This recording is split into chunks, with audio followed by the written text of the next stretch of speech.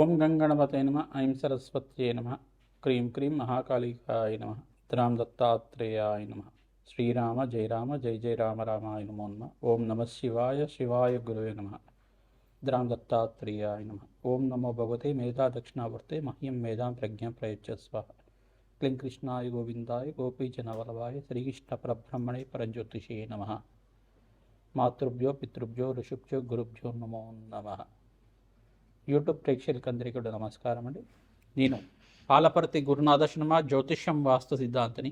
మీకంతా కూడా ప్రధానంగా ఇప్పుడు చెప్పబోయే టాపిక్ ఏంటిదంటే పూర్వజన్మం మరి కర్మ సిద్ధాంతం అంతా కూడా. పూర్వజన్మం అంటే ఏంటిది, పూర్వజన్మం నుంచి వచ్చిన కర్మ సిద్ధాంతం అంతా కూడా ఏ రకంగా జ్యోతిష్యంలో అంతా కూడా వివిధ మేషాది ద్వాదశ రాశుల వాళ్ళకి కర్మం అంటే ఏంటి, కర్మ సిద్ధాంతం అంటే ఏంటి, పూర్వజన్మలో చేసుకున్న కర్మ సిద్ధాంతం అంటే ఏంటి సంపూర్ణంగా విశ్లేషణ చేయడం జరుగుతుంది. మీకు లగ్నం తెలిసి ఉంటే లగ్నాన్ని చూసుకోండి. జన్మ లగ్న వశాత్తు ఈ యొక్క గ్రహస్థితి ఉంటాయి కనుక ఈ యొక్క కర్మల ప్రభావం వల్ల దైవ ఆగామి సూచిత సంచిత ప్రారంభ కర్మలు అని చెప్పేసి అంటారు అన్నమాట.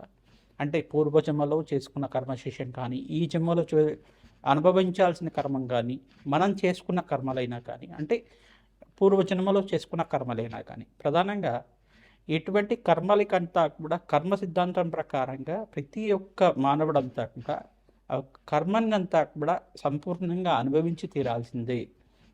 ఆ కర్మ సిద్ధాంతం ప్రకారంగా ఏదో రకంగా స్వల్పంగా అయినా కానీ ఆ కర్మనంతా కూడా అనుభవించే విధంగా కొన్ని గ్రహాల ప్రభావం అంతా కూడా ఉంటుంది. జాతక చక్రం ప్రకారంగా లగ్న చక్రము, నవాంశము, షష్టాంశము, దశాంశము, త్రింశాంశం అని చెప్పేసి కొన్ని అంశాల్లో అంతా కూడా అంశపాదాల్లో గ్రహస్థితి అంతా కూడా ఈ రకంగా ఉంది. విశ్లేషణ చేసుకొని అంతా కూడా అందరికీ పరిష్కారం చేసుకోవడం జరుగుతుంది. జన్మ జాతకమే ప్రధానమైన జాతకంగా ఉంటుంది. లగ్నం తెలిసి ఉంటే కనుక లగ్నాన్ని చూసుకోండి, లేదు రాశి తెలిసి ఉంటే కనుక రాశిని చూసుకోండి. కర్మ సిద్ధాంతం అంతా కూడా పూర్వకర్మ సిద్ధాంతం ప్రధానంగా చూసుకుంటే నవమస్థానాన్ని కేంద్రంగా చెప్తుంది. మరి ఆ నవమస్థానాన్ని అనుభవించే విధంగా చేసేది దశమస్థానం అంటుంది. ప్రధానంగా ఈ యొక్క మళ్ళీ లగ్నము శరీర కారకత్వాల గురించి చెప్తుంది. శరీరంలో మీరు ఎటువంటి ఆరోగ్యంగా ఉంటారు, ఎటువంటి అనారోగ్యాలతో ఇబ్బంది పడుతూ ఉంటారని చెప్పడం జరుగుతుంది. ద్వితీయ స్థానం కుటుంబ స్థానం గురించి చెప్తుంది, ధనయోగాల గురించి చెప్తుంది. ఈ స్థానాలు ప్రధానంగా చూసుకుంటే పుత్రస్థానం పంచమ స్థానం అవుతుంది. ఆకస్మిక వ్యయము ఆకస్మిక లాభాలంతా కూడా ప్రధానంగా చూసుకుంటే అష్టమ స్థానము ఆయు స్థానం చెప్తుంది. ఈ స్థానాలు ప్రధానంగా చూసుకుంటే వైవాహిక జీవితం కోసం సప్తమ స్థానం చెప్తుంది.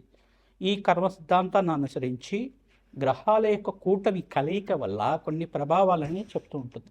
ప్రధానంగా కర్మఫలదాత అంతా కూడా శనీశ్వరుడు, కర్మని అనుభవించే విధంగా చేసేవాడు రాహువు. మరి కొన్ని గ్రహాల యొక్క ఉగ్రగ్రహాలు అని చెప్పేసి ఉంటాయి. ప్రధానంగా కొన్ని గ్రహాలతోటి ఒక కలయిక సంయోగం వల్ల వాటి ప్రభావం అంతా కూడా ప్రబలంగా అనుభవించే విధంగా చేస్తూ ఉంటాయి అన్నమాట. సూర్య రాహుల్ కలయిక కానీ సూర్య కేతు కలయిక కానీ ఇది గ్రహణ యోగం కింద మారుతూ ఉంటుంది. చంద్ర రాహుల్ కలయిక అనేది దుష్కర్మ కింద ఉంటుంది. గురు చండాల యోగం అనేది ఒక యోగం ఉంటుందన్నమాట. బృహస్పతి రాహు కలయిక అనేది కొన్ని స్థానాల్లో అది అవయోగం కింద మారుతూ ఉంటుంది. లగ్నవశాత్ అంతా కూడా విశ్లేషణ చేసుకోవడం జరుగుతుంది. మీ పూర్వజన్మలు చేసుకున్న పుణ్య ఫలితాన్ని ఈ జన్మలో అనుభవించే విధంగా, మరి ఇప్పుడు చేసుకున్న ఫలితాలంతా కూడా మరో జన్మలో అనుభవించే విధంగా దానికి కర్మ సిద్ధాంతాలంతా కూడా క్యారీ ఫార్వర్డ్ అవుతూ ఉంటుందన్నమాట. ప్రతి నిమిషం కూడా మీరు చేసుకున్న కర్మలు ఇక్కడ ఉంటుందన్నమాట. మోక్ష మార్గం కోసం పుణ్యకర్మలు ఆచరిస్తూ ఉండడం, దైవ కృప వల్ల మోక్ష స్థితి పొందడం అనేది కర్మ సిద్ధాంతం ప్రకారంగా సంపూర్ణంగా విశ్లేషణ చేయడం జరుగుతుంది. దైవ ఆగామి సుచిత సంచిత ప్రారంభ కర్మలు అని చెప్పేసి అంటారు. అంటే పూర్వజన్మలో చేసుకున్నది, ఈ జన్మలో చేయబోయేది, ఈ జన్మలో చేసింది, ఈ జన్మలో అనుభవించాల్సింది, మరి మరు జన్మలో కూడా ఇటువంటి కర్మలంతా కూడా క్యారీ ఫార్వర్డ్ అవుతూ ఉంటాయి. అంటే కర్మ సిద్ధాంతం ప్రకారంగా ప్రతి నిత్యం కూడా ఏమవుతుందంటే ఈ జన్మలో చేసుకున్న కర్మలంతా కూడా మిగిలిపోయి ఉంటాయి కనుక ఏదైనా రుణ బాధలు రుణశేషాలంతా కూడా ఉంటాయి కనుక మాతృ రుణం, పితృ పాత్ర రుణం, తర్వాత దైవ రుణం, ఋషి రుణం అని చెప్పేసి ఉంటూ ఉంటుంది. ఈ రుణాలంతా కూడా తీరాలి. రుణాల బంధు రూపేణ జన్మ సంసార బంధురాత అంటారు శ్రీకృష్ణ పరమాత్మ అంతా కూడా. ఈ రుణమంతా తీరిన తర్వాత తద్వారా భగవంతుడి యొక్క దయ వల్ల ప్రతి ఒక్క మానవుడికి, ప్రతి ఒక్క ఆత్మకంతా కూడా శరీరం అనేది ఉండదు. ఆత్మకంటే ఎటువంటి రాగద్వేషాలు ఉండవు. ఓన్లీ మనకు ఉండాల్సింది ఏంటిదంటే, ఆత్మకు ఉండాల్సింది ఏంటిదంటే, ఒకటి ఆత్మలో 2 రకాలు ఉంటాయి అన్నమాట. అంటే భోగ శరీరంతో ఉండేది కానీ, తర్వాత యాతనా శరీరంతో ఉండేది కానీ. ఈ ఆత్మ సిద్ధాంతం ప్రకారంగా చూసుకుంటే ఆత్మ శరీరాన్ని అంతే పొందుతూ ఉంటుంది, కానీ కొన్ని రాగద్వేషాలు అనేది ఉంటావు. కానీ అనుభవించే విధంగా అంటే భోగ శరీరంతో ఉండేది భోగభాగ్యాలతో అనుభవిస్తూ ఉంటుంది ఆత్మ. యాతనా శరీరంతో ఉండేది దుష్కర్మాలు చేసి ఉంటే కనుక నరక బాధలు అనుభవిస్తూ ఉండడం. ఇటువంటి ఇతిహాసం అంతా కూడా మనకి గరుడ పురాణంలో చెప్తూ ఉంటారు.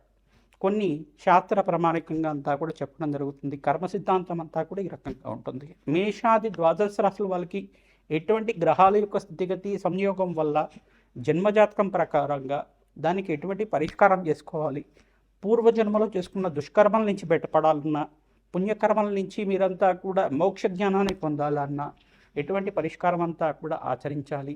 అష్టైశ్వర ప్రాప్తి కోసం కానీ, సత్సంతాన యోగం కోసం కానీ, ఆలస్య సంతానం అవుతున్నా, అనుకున్న పనులంతా కూడా నెరవేరకపోయినా, ఆలస్యం అవుతున్నా, ఆటంకాలు ఉంటున్నా కానీ, ఎటువంటి పనులు అనుకుంటున్నా కానీ దాని ఆటంకాలు జరుగుతున్నా కానీ దీనికంతా కూడా పరిష్కారం చెప్పడం జరుగుతుంది. ఈ యొక్క కర్మ సిద్ధాంతం ఎపిసోడ్లో అంతా కూడా ప్రధానంగా ఈ యొక్క పూర్వజన్మ కర్మ సిద్ధాంతము మరియు ఈ యొక్క కర్మయోగం అనేది ఎటువంటి ప్రభావాలంతా కూడా చూస్తున్నాయి. గ్రహ యొక్క దోషాలంతా కూడా ఎటువంటి గ్రహాలకంతా కూడా పరిహారం చేసుకోవడం వల్ల రాజయోగం సిద్ధిస్తుంది. సంపూర్ణమైన ఆనందమైన జీవితం జీవించిన తర్వాత, అష్టైశ్వర ప్రాప్తితోటి ఆనందమైన జీవితం జీవించిన తర్వాత మోక్ష జ్ఞానం పొందే విధంగా ఎటువంటి పరిహారాలంతా కూడా ఆచరించాలి, ఎటువంటి కర్మల వల్ల ఎటువంటి కర్మలు వస్తున్నాయి అనేది క్లుప్తంగా విశ్లేషణ చేయడం జరుగుతుంది. ధనుస్సు రాశి, ధనుస్సు లగ్న జాతకులు ప్రధానంగా చూసుకుంటే పూర్వజన్మ కర్మ సిద్ధాంతం అంతా కూడా ఏ రకంగా విశ్లేషణ చేస్తారు, కర్మయోగం అనేది ఏంటిది అనేది విశ్లేషణ చేయడం జరుగుతుంది. పూర్వజన్మ కర్మస్థానం అనేది ప్రధానంగా చూసుకుంటే 9వ స్థానము, 10వ స్థానము, 8వ స్థానం అనేది చెప్తూ ఉంటారు. ఈ స్థానాలు చూసుకుంటే లగ్నవశాత్తు తెలుసుకుంటే కనుక లగ్నాన్ని చూసుకోండి, లేదా రాశి తెలిసి ఉంటే కనుక రాశిని చూసుకోండి. దైవ ఆగామి సూచిత సంచిత ప్రారంభ కర్మలు అని చెప్పేసి అంటారు. ఈ కర్మలన్నీ కూడా పూర్వజన్మలో మీరు చేసుకున్న కర్మ సిద్ధాంతం ప్రకారంగా ఏ జన్మ అయితే ఎత్తున్నారో ఆ జన్మ ప్రకారంగా మీకు అంతా కూడా కర్మయోగాన్ని అనుభవించే విధంగా ఈ జన్మ అనేది ప్రాప్తి జరుగుతుంది. ఆత్మకి ఎటువంటి కర్మలు అనేది ఉండవు. ప్రధానంగా చూసుకుంటే ఆత్మ పరిహారం ప్రకారంగా చూసుకుంటే ఆత్మకంతా కూడా యాతనా శరీరము లేదు భోగ శరీరం అనేది ఉంటుంది. ఆత్మ అనేది పరమాత్మకు చెందినప్పుడు ఈ యొక్క పుణ్యలోక ప్రాప్తి కలగడానికి భోగ శరీరాన్ని పొందుతుంది. లేదు దుష్కర్మలు చేసి ఉంటే కనుక ఆ పాపదోషాన్ని నివారణ కోసం యాతనా శరీరాన్ని పొంది యాతనలంతా కూడా అనుభవించే విధంగా ఉంటుంది. తద్వారా ఎవరైతే గనక పుణ్యకర్మలు తరచూ ఆచరిస్తుంటారో, అన్నదానం చేయడం కానీ, గోమాత సేవ చేయడం కానీ, ప్రతినిత్యం కూడా భగవంతుడి సేవ చేయడం కానీ, దేవాలయంలో మీరు ఈ యొక్క ప్రతిష్ట కార్యక్రమాలు ఆచరించడం కానీ రాజ్యయోగానికి కారణమవుతుంది. వంశాభివృద్ధి కలుగుతుంది.